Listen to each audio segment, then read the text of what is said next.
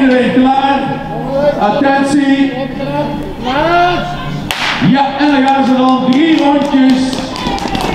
3 rondjes hier door de bossen van Vlakwater. Het heeft even geduurd, maar zaterdag kon eindelijk de Pela Maas TV scholierenloop tijdens de Vlakwatercross weer worden gehouden.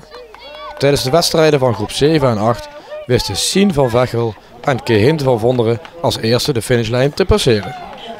Ja, ik vond zelf dat het wel goed gaat, alleen ik had wel nog energie over daarna, dus ik had wel nog harder kunnen gaan. Ja, je ging als een speer volgens mij, was de rest van het veld heb je zo snel achter je gelaten. Ja. Ja, het was een spannende wedstrijd toch, of niet? Kun je er iets over vertellen over het wedstrijdverloop? Ja, want en dan ging ik, er was 2 keer bij de finish, daar bij de start, waar je dan langs gaat, daar ging je elke keer mee weer inhalen. Maar bij de laatste ronde toen ging ik wel even harder rennen, want ik wou niet dat hij me dan nog een keer ging inhalen. Ja, en had je wel verwacht dat je zou winnen of niet? Met de individuele wedstrijd? Ik had eigenlijk niet verwacht, want het zijn er ook andere snelle meisjes natuurlijk. Dus ja. En had je verwacht dat je zou winnen? Ja. Ja?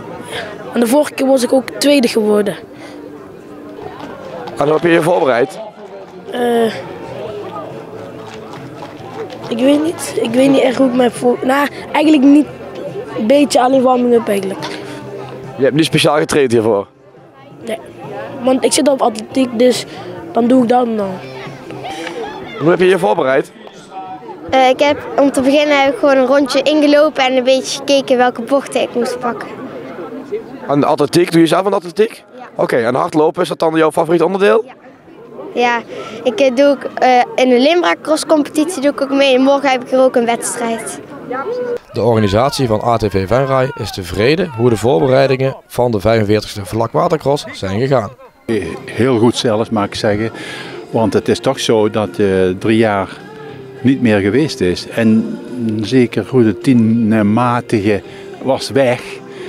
Dat is punt 1. En punt 2 hebben we toch wel heel veel nieuwe mensen, nieuwe vrijwilligers moeten werven. En die moeten allemaal ingewerkt worden, maar geïnstrueerd worden. Dus, maar tot nu toe is het goed verlopen. En we zijn ook blij dat wij ook weer heel veel nieuwe mensen hebben kunnen vinden, nieuwe vrijwilligers. Want toch in die afgelopen 3 jaar zijn er verschillende vertrokken.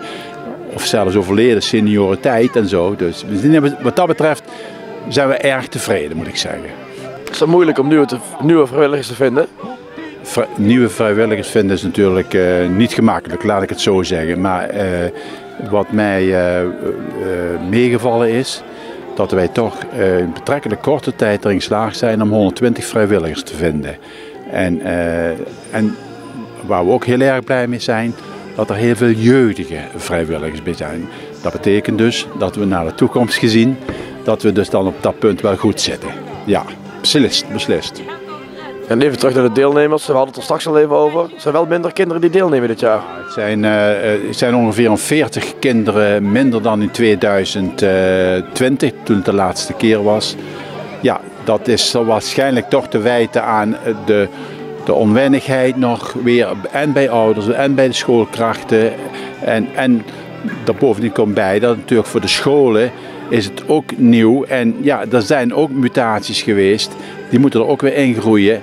En dan verandert natuurlijk in het onderwijs zelf, verandert ook weer de werkzaamheden. Het zijn toch buitenschoolse activiteiten. En die moeten dan toch maar weer opgevangen worden door sportouders, door leraren, door docenten. Ja, en dat is ook voor hun ook natuurlijk weer allemaal wennen. Ja, minder kinderen, maar dan mag de pret vandaag niet drukken. Het is gewoon fijn dat het weer kan. Het is ontzettend fijn dat wij op deze manier de 45e Vlakwatercross kunnen organiseren. Daar zijn we echt blij mee. 1,